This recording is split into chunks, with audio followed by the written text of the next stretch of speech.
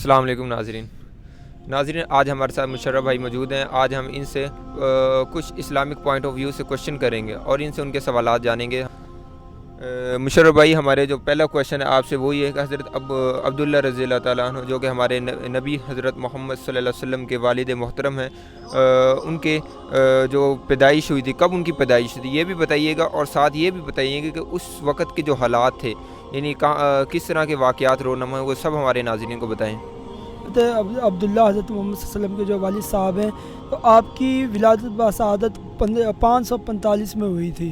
جب آپ کی ولادت باسعادت ہوئی تو حضرت عبدالمطلب آپ کے والد صاحب نے آپ کا نام عبداللہ رکھا، اور آپ نے آب زمزم کی کھدائی کے وقت منت مانگی کہ میں ایک بیٹا اللہ کی راہ میں قربان کروں گا۔ تو 10 بیٹے ہوئے تو اللہ تعالیٰ نے حکم دیا کہ آپ اپنی منت پوری کیجئے۔ تو آپ نے جب قرہ ڈالا تو حضرت عبداللہ کا نکلا، ان 10 بیٹوں میں حضرت عبداللہ کا قرہ نکلا۔ تو حضرت عبداللہ نے عبدالمطلب نے منت مانگی تھی کہ کیا نام ہے، جب میرے اگر جو یہ کام ہے اب زمزم کا یہ آسان ہو گیا، یہ منت مانگی تھی تو میں اپنے ایک بیٹا قربان کروں گا۔ تو انہوں نے پھر قرہ کیوں ڈالا، بیٹا قربان کیوں نہیں کیا؟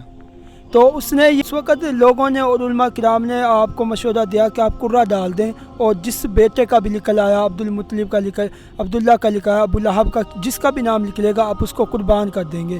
تو وہ قرہ حضرت عبداللہ کا نکلا۔ تو آپ نے کسی نے کہا کہ آپ اس کو قربان نہ کریں، اس کی جگہ کسی اور چیز کو قربان کر دیں۔ تو آپ نے 10 اونٹ رکھے، تو قرہ حضرت عبداللہ کا نکلا۔ اس طرح وہ تعداد بڑھتی گئی، وہ 100 اونٹ ہو گئے۔ جب 100 اونٹ ہوئے تو قرہ 100 اونٹوں کے نام نکلا۔ تو اس طرح آپ نے 100 اونٹ قربان کیے اور حضرت عبداللہ کی قربانی نہ دی۔ تو اگر آج وہ دیکھی جائے، وہ رقم آج بھی حساب لگایا جائے، وہ 4.5 کروڑ یا 4 کروڑ کی اماؤنٹ بنتی ہے۔ آپ دیکھ سکتے ہیں کہ ایک بیٹے کی خاطر یا ایک بیٹے کے لیے آپ نے 4.5 کروڑ روپے قربان کر دیے۔ بالکل بھائی مشرف بھائی، آپ نے ٹھیک فرمایا۔ تو دوسرا جو ہمارا کوشچن ہے وہ یہ ہے کہ حضرت عبداللہ رضی اللہ تعالیٰ عنہ کی حضرت اماں آمنہ رضی اللہ تعالیٰ عنہ سے نکاح کب ہوا، اور کس طرح کے اس وقت جو حالات تھے وہ بھی بتائیے گا ساتھ۔ حضرت عبداللہ کا حضرت اماں آمنہ سے نکاح 571 عیسوی میں ہوا تھا۔ اس وقت حالات بہت خراب تھے۔ تو جب آپ کی جوانی تھی آپ کی، تو اس وقت آپ کے چہرے پر نور نبوت چمک رہا تھا، آپ وسلم کا جو نور تھا وہ چمک رہا تھا۔ تو آپ ایک دفعہ آپ مکہ کی گلی سے نکل رہے تو ایک عورت نے دیکھا، وہ جو عالمہ تھی، اس نے کہا کہ اس نے آپ وسلم کے مہر نبوت کو پہچان لیا تھا۔ جب اس نے کہا کہ آپ پر جتنے پہلے اونٹ قربان ہوئے سارے میں کروں گی، اگر آپ آج ہی ابھی مجھ سے نکاح کر لیں۔ تو اس وقت بھی آپ دیکھ سکتے ہیں کہ وہ بیٹے بھی فرما بردار ہوتے ہیں ماں باپ کے۔ تو اس نے کہا کہ میں اپنے والد صاحب کے ساتھ اور ان کی مرضی کے بغیر کچھ نہیں کر سکتا۔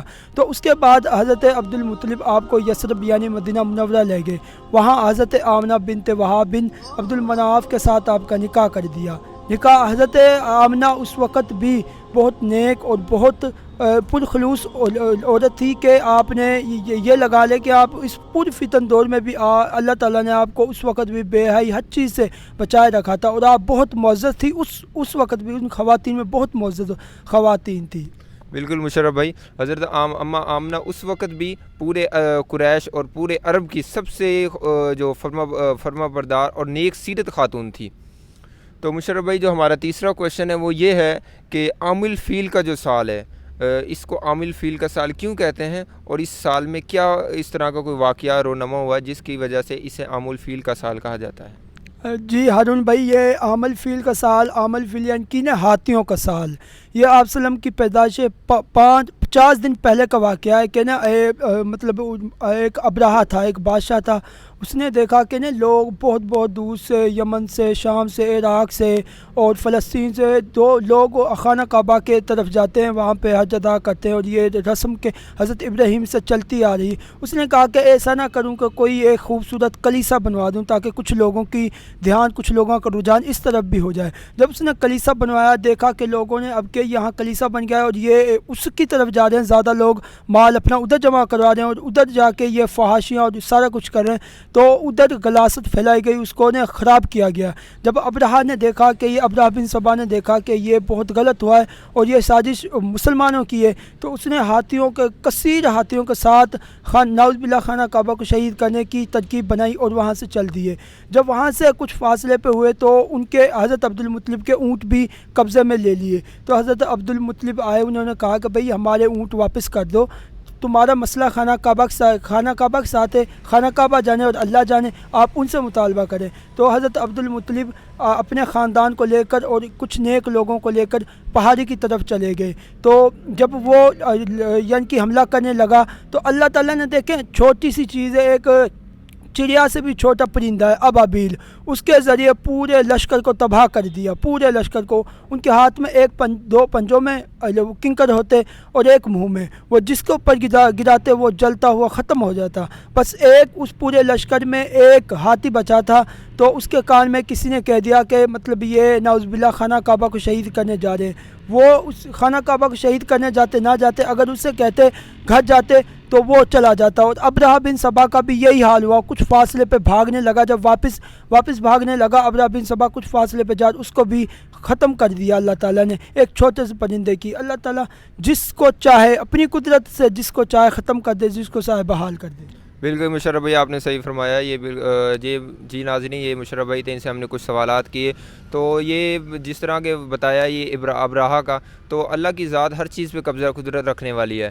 اسی طرح جب نمرود نے حضرت ابراہیم علیہ السلام اور حضرت ابراہیم علیہ السلام کے ساتھیوں کو تنگ کیا اور اس وقت کے مسلمانوں پر ظلم و تشدد کیا اور ان کے خلاف جنگ لڑی، تو اللہ تعالیٰ نے چھوٹی سی بالکل مخلوق اپنی، جنہیں ہم مچھر کہتے ہیں، مچھر، تو مچھروں کی جو ایک مخلوق، ایک فوج اللہ نے بھیجی اور سارے کے سارے لشکر کو اللہ نے تباہ کر دیا۔